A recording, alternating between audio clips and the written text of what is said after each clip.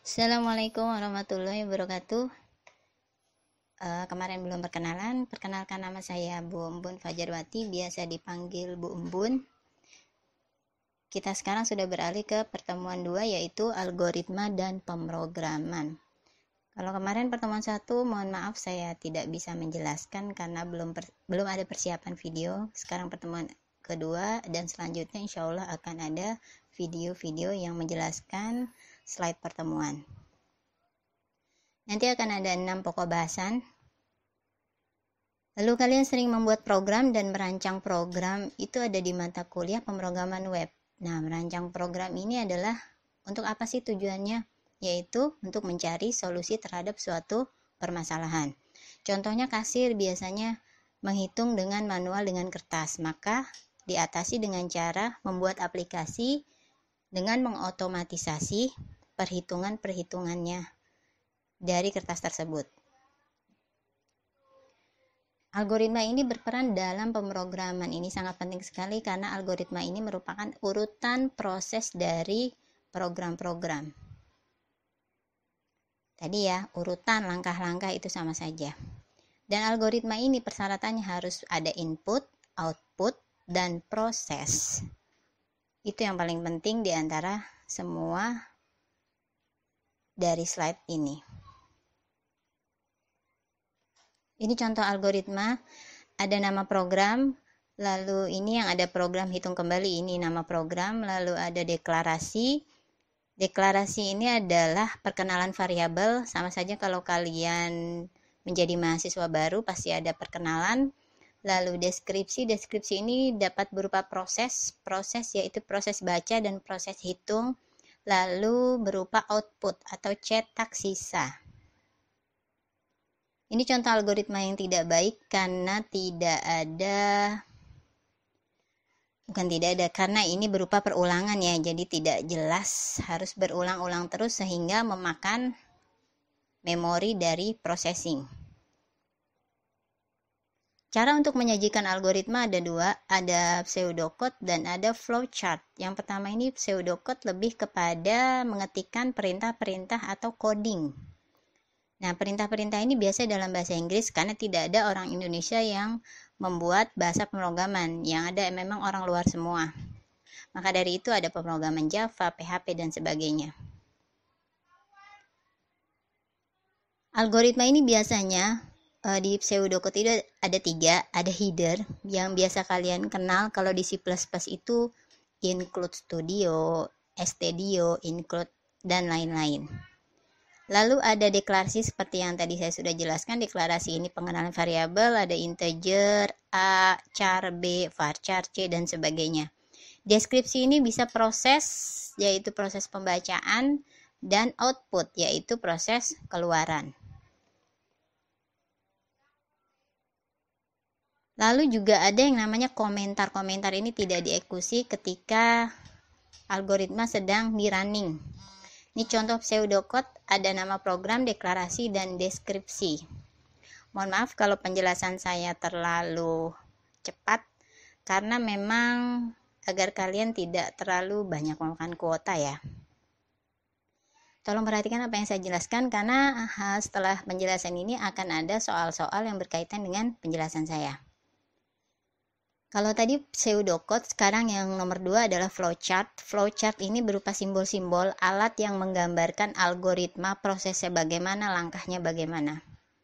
Contoh flowchart ada mulai, lalu ada deklarasi, ada proses baca dan proses hitung, dan ada output, lalu selesai. Ini simbol-simbol mempunyai arti tertentu. Dan artinya kalian harus tahu, apalagi ketika kalian ujian TA yaitu kompre.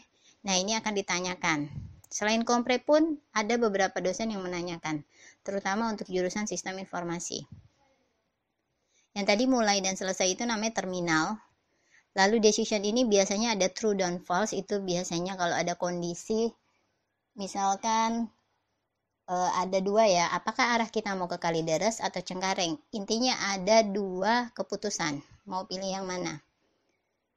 Lalu yang ketiga preparation, persiapan harga awal. Ini persiapannya I sama dengan 0, A sama dengan 1 atau sebagainya. Flow line ini adalah garisnya seperti yang tadi. Lalu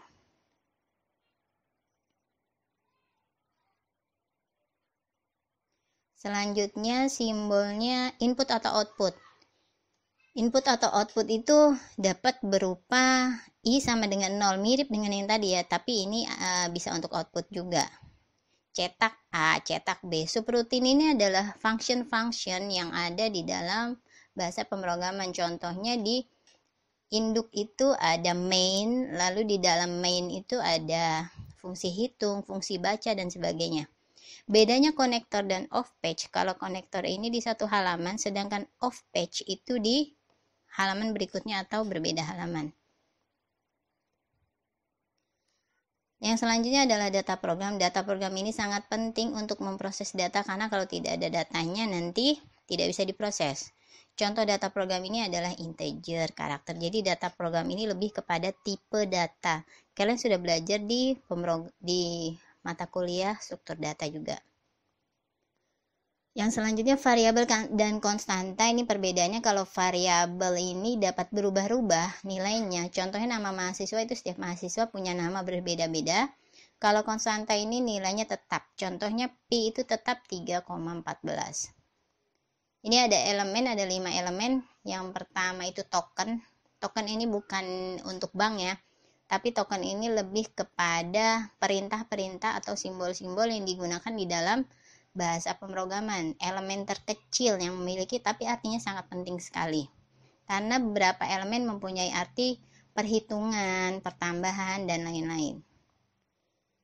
Yang termasuk token itu identifier, keywords, ada operator, dan sebagainya. Nanti akan dibahas di slide selanjutnya.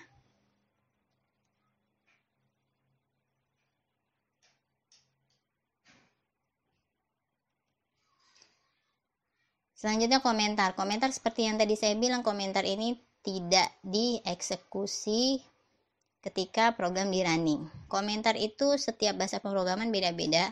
Ada kurung buka kurung tutup, ada garis miring 2, dan ada petik 1. Notasinya berbeda-beda. Memberikan gunanya adalah memberikan suatu keterangan. Misalkan kalian lupa itu keterangan buat apa, misalkan kalian tulis fungsi untuk membaca, itu boleh. Dalam bahasa Indonesia boleh, bebas. Yang ketiga identifier, ini termasuk token tadi ya. Identifier mempresentasikan tentang variabel, field, prosedur, atau fungsi. Nah, ini adalah syarat-syarat penamaan variabel. Ingat syarat penamaan variabel, karakter pertama harus berupa huruf, karakter kedua boleh angka, boleh apa saja. Nah, ini beberapa simbol tidak boleh digunakan dalam penamaan variabel. Besar kecilnya juga dianggap berbeda, itu kalau di C++ dan Java, tapi kalau di VB.NET itu sama saja. Ingat, penamaan variabel juga tidak boleh ada spasi, bolehnya ada underscore. Ini contohnya ID choose, ID cas, tanggal lahir, tanggal spasi lahir, dan telepon 1, tab 1. Keyword atau reserve word. Keyword ini adalah kata-kata yang telah ada oleh bahasa pemrograman yang bersangkutan. Contohnya break, ini untuk istirahat dulu. Switch ini untuk digunakan untuk berpindah-pindah case, kalau case salah, lalu continue itu untuk selanjutnya. Jadi semua keyword ini ada arti dalam suatu bahasa pemrograman. Operator pun ada banyak, itu operator kalian bisa pelajari di mata kuliah struktur data. Ini ada simbol-simbol. Simbol-simbol ada plus, ada minus, ada bagi, itu ada simbol tertentu tergantung bahasa pemrograman. Tipe data ini juga banyak. Kalian harus memperhatikan ketika membuat program. Kalau integer ini tipe datanya untuk yang kecil ya, untuk sampai 32.767. Lebih dari itu, kalau kalian menggunakan jutaan, kalian harus memakai long integer. Lalu double ini juga banyak di atas long integer. String chart itu untuk huruf dan simbol-simbol, boolean itu untuk true dan false. Tipe data itu ada 2, yang terstruktur ada 2, ada array, ada record. Kalau ini array punya indeks, kalian pernah belajar di semester 1 di logika algoritma. Yang kedua itu record. Record ini ada di dalam database, yaitu elemennya berbeda-beda. Kalau array ini bedanya array dengan record, kalau array ini adalah elemennya satu jenis. Expression, suatu pernyataan yang menghasilkan nilai. Contoh expression seperti ini, menggunakan operator, A ini nama variabel, 10 ini berupa nilai, dan sebagainya, itu expression. Yang paling sederhana expressionnya adalah nama variabel dan nilai, ini dia. Yang pertama dan kedua ini paling sederhana.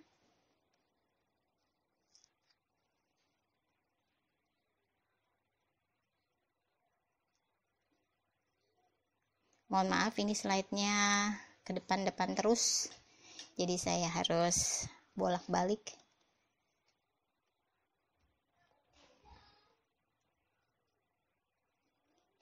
Yang selanjutnya setelah expression, statement. Statement ini adalah bagian program yang berisi perintah. Jadi statement ini perintah-perintah di program. Ada simple, ada compound. Simple ini sudah jelas dari kata-katanya ya. Simple ini sederhana. Mungkin hanya penjumlahan, perkalian, pembagian, cetak, itu simple. Ada simple itu ada dua. Simple ini adalah statement yang tidak berisi statement lainnya, jadi dia berdiri sendiri. Ada assignment, assignment ini berupa angka-angka. Ada function, function ini memanggil fungsi lain. Contoh fungsinya ada calculate, ada cetak, ada baca, dan sebagainya. Lalu simple statement juga ada jump, ada go to, dan ada break. Go to ini menuju, break ini keluar atau istirahat. Ada yang kedua compound. Compound ini adalah sekumpulan statement. Nah, yang termasuk sekumpulan itu biasanya statementnya banyak. Contohnya if, lalu case itu yang termasuk selection. Kalian pernah belajar ya. Dan iteration ini berulang-ulang, perulangan. Itu masih termasuk compound. Ada function dan prosedur. Kalau apa bedanya function dan prosedur? Kalau function ini mengembalikan suatu nilai, sedangkan prosedur ini tidak mengembalikan, tapi hanya melewatkan suatu nilai. Nilai yang dilewatkan disebut argumen atau parameter. Nah, persamaannya dia ada nilai. Prosedur dan function sama-sama ada nilai. Sedangkan function mengembalikan suatu nilai, sedangkan prosedur tidak bisa mengembalikan. Nanti di pertemuan selanjutnya kita akan belajar argumen atau parameter. Sekian penjelasan untuk pertemuan 2 kali ini. Semoga bisa dipahami dengan baik. Mohon maaf tadi slide-nya agak maju-maju terus karena memang kursornya ada yang error di keyboard saya. Lalu tugas kalian bisa kerjakan di Google Classroom. Saya dulu. Assalamualaikum warahmatullahi wabarakatuh.